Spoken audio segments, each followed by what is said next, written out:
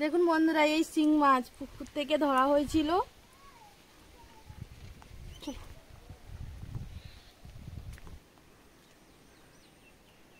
নমস্কার বন্ধুরা, সবাই কেমন আছো? আশা করি সবাই ভালো আছো। অর্চনা কিচেন অ্যান্ড ভিলেজপুরের সবাইকে স্বাগত জানাই। আজকের শিং মাছ দিয়ে ঝিঙে দিয়ে আলু দিয়ে পাতলা ঝোল হবে। গরমের সময় তো খেতে খুব ভালো লাগে। এই গরমের সময় এই সব খাওয়া শরীর পক্ষে খুব ভালো। আর এই শিং মাছগুলো ধরা হয়েছিল এই পুকুর থেকে, আর অনেক দিন থেকে যাওয়ানো ছিল, সময় পাচ্ছিলাম না করার, তাই জন্য আজকের এই সময় হলো। তাই জন্য এই দেখুন কত বড় বড় শিং মাছ। আমি তো ধরতে পারি না, কাঁটা মারবে বলে।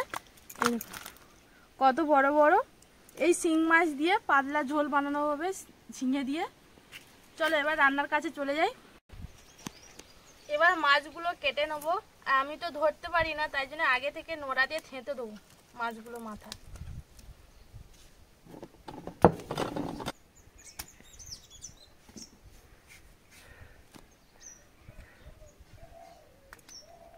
ভয় লাগছে।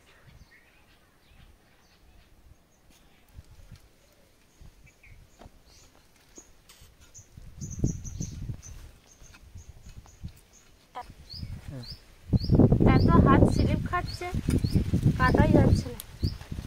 এরকম মাছে কত বড় বড় ডিম হয়েছে।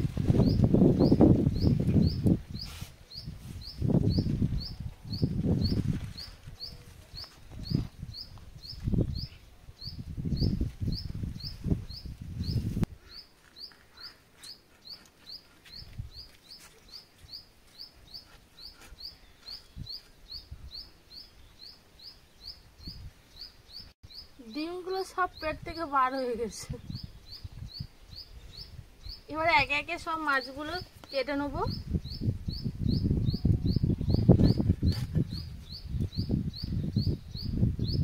শিং মাছ খেতে সব কে কে ভালোবাসো অবশ্যই কমেন্ট করে জানাবেন। আমি তো শিং মাছ খেতে খুব ভালোবাসি। আমাদের ঘরে সবাই ভালোবাসে শিং মাছ খেতে।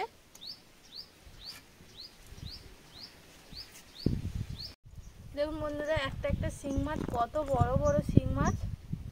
আর এই শিং মাছ আমাদের এখানে দাম হচ্ছে 600 থেকে 800 টাকা পর্যন্ত। আর তোমাদের ওদিকে কত দাম অবশ্যই কমেন্ট করে জানাবেন। এত বড় বড় যে শিং মাছ।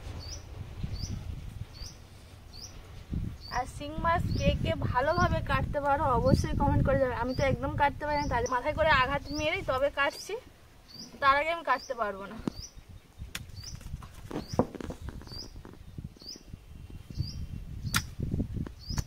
এই মাছে কাঁটা একবার যদি হাতে লাগে বা কোথাও যদি কাটতে কাটতে লাগে, সেই দিনকে আমার জ্বর চলে আসবে। এত কাঁটা মানে সূচালো, আর যখন কাঁটা মারবে হাতটা শিলে উঠবে।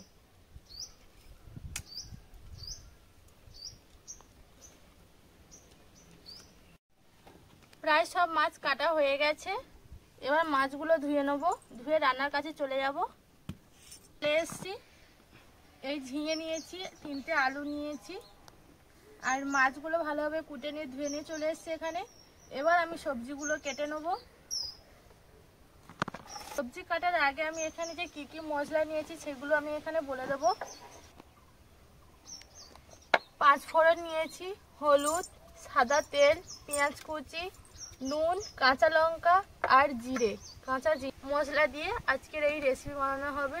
খুব হালকা রেসিপি বানানো হবে। আর এই গরমের সময় তো এরকম রেসিপি বানিয়ে বা বাড়িতে বানিয়ে দেখবেন, খুব সুন্দর খেতে লাগে আর শরীর পক্ষে খুব ভালো হয়। এবার আমি সবজিগুলো কেটে নেবো।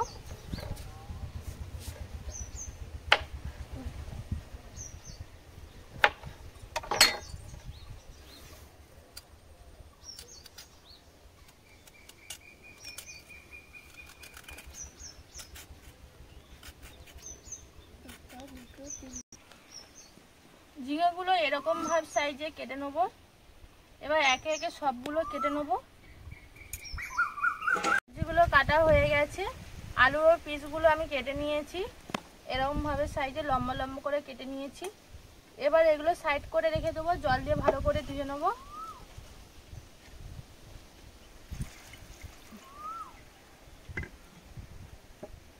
সবজিগুলো ধুয়ে নিয়েছি। এবার এখানে আমি যে 5টা কাঁচা লঙ্কা নিয়েছি, এটা কেটে নেবো। যে যেরকম ভাবে ঝাল কেটে দিতে পারো। এই পাতলা ঝোলে হালকা ঝাল হলে খুব ভালো হয়, তাই জন্য আমি এখানে 5টা কাঁচা লঙ্কা নিয়েছি।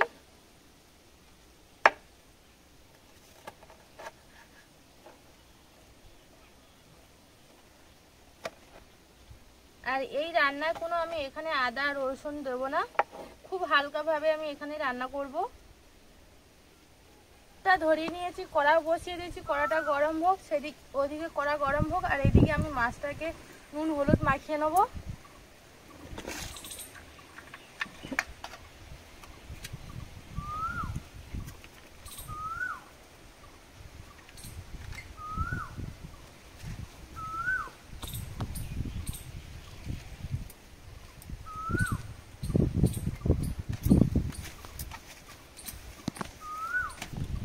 মাছে নুন হলুদ মাখানো হয়ে গেছে, কড়াও ওদিকে গরমও হয়ে গেছে। এবার আমি রান্না শুরু করব।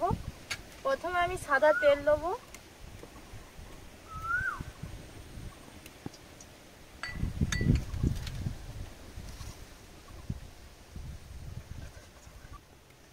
এখানে একটা তেজপাতা নিয়েছি, মাঝখান থেকে চেড়ে দেবো। 5 ফোড়ন,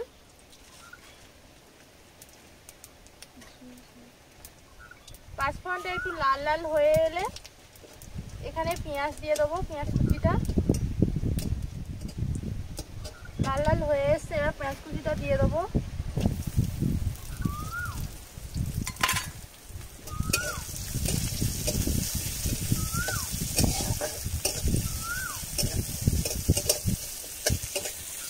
এখানে আমি মাছটা ভাজবো না, কাঁচা মাছই রান্না করব। আর তোমরা সবাই মানে এই মাছটা ভেজে সবাই রান্না করে, কিন্তু আমি এখানে ভাজা রান্না করব না। তোমরা ভেজেও রান্না করতে পারো, কোনো অসুবিধা নেই।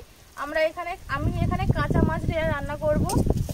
পেঁয়াজটা লাল লাল ভাজা হয়ে গেছে, এবার এখানে আমি কাঁচা লঙ্কা দিয়ে দেবো। ভাজা ভাজা হয়ে গেছে, এবার আমি হলুদ দেবো, পরিমাণ মতো হলুদ দিলাম, দিয়ে তাতে একটু অল্প জল দেবো।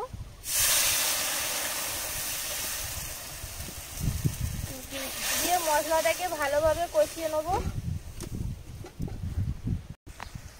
মশলাটাকে ভালোভাবে আমি এখানে কষিয়ে নিয়েছি, এবার মাছগুলো এতে দিয়ে দেবো।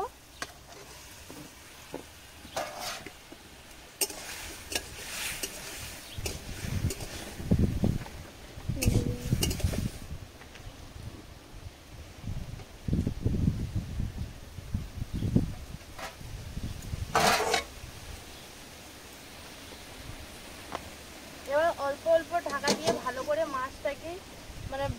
মাছটাকে ভাজতে নেব।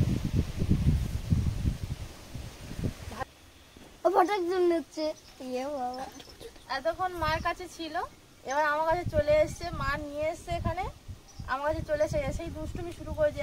আগে হলুদ, আগে শিলনোড়া সব নাড়ানো হয়ে গেছে, এবার এসে আমার কোলে এসে বসে পড়েছে। ভাবতে যে কি বললো তার জন্য মাথা চুল করছে। ওই দেখ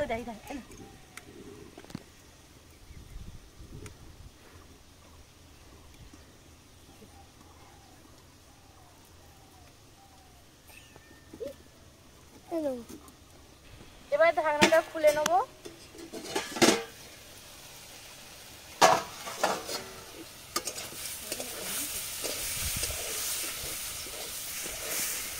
মাছগুলো ভালোভাবে কষে নিয়েছি, এবার এতে আমি আলুগুলো দিয়ে দেবো।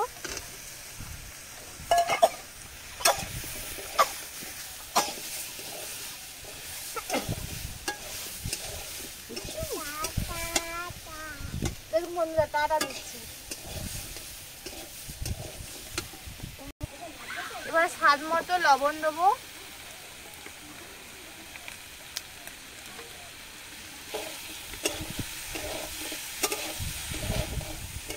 নেড়ে চেড়ে এবার জল দিয়ে দেবো।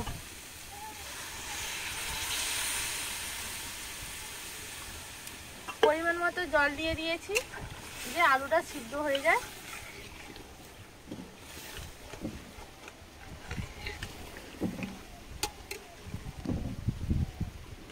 এবারে 5 থেকে 10 মিনিট পর্যন্ত আমি ঢাকা দিয়ে রেখে দেবো।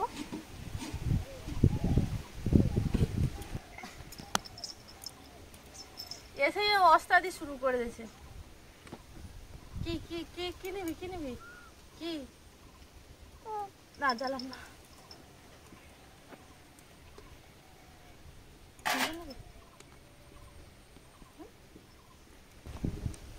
ওদিকে তরকারিটা বসিয়ে দিয়েছি, এবার কাঁচা জিরেটা বেটে নেবো।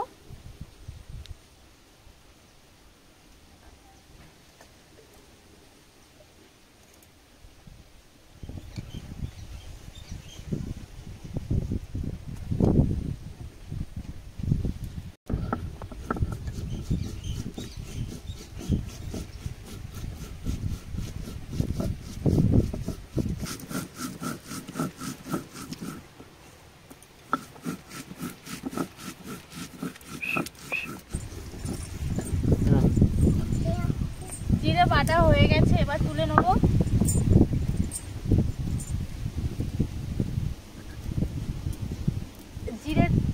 জিরেটা খুব মিহি করে বেটে নিতে হবে, না হলে ভালো লাগবে না খেতে।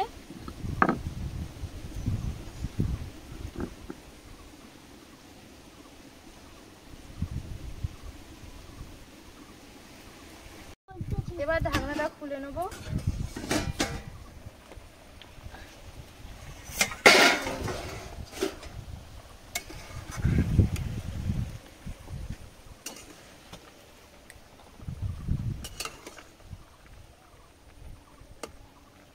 আলু সিদ্ধ হয়ে গেছে, আরে অল্প কিছুক্ষণ ফোটাবো, দিলে আমাদের রান্না রেডি।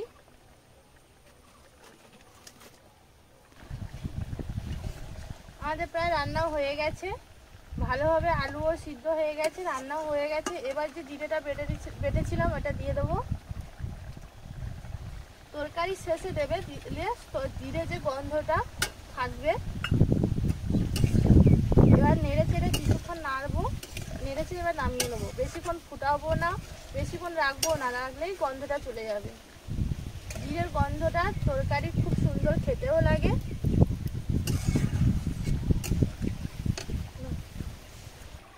আমাদের পাতলা ঝোল রেডি, এবার নামিয়ে নেবো।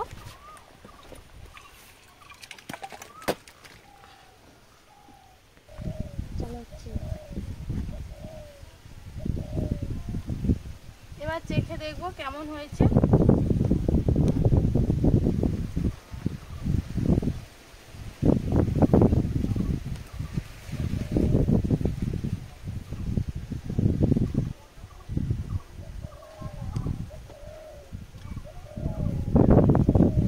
খুব সুন্দর খেতে হয়েছে, রান্নাটা খুব সুন্দরও হয়েছে। এরকম পদ্ধতি তোমরা রান্না করবে, খুব সুন্দর খেতে লাগবে। আর অবশ্যই লাইক কমেন্ট করবেন, আর কিছু ভুল হলে অবশ্যই কমেন্ট করে জানাবেন।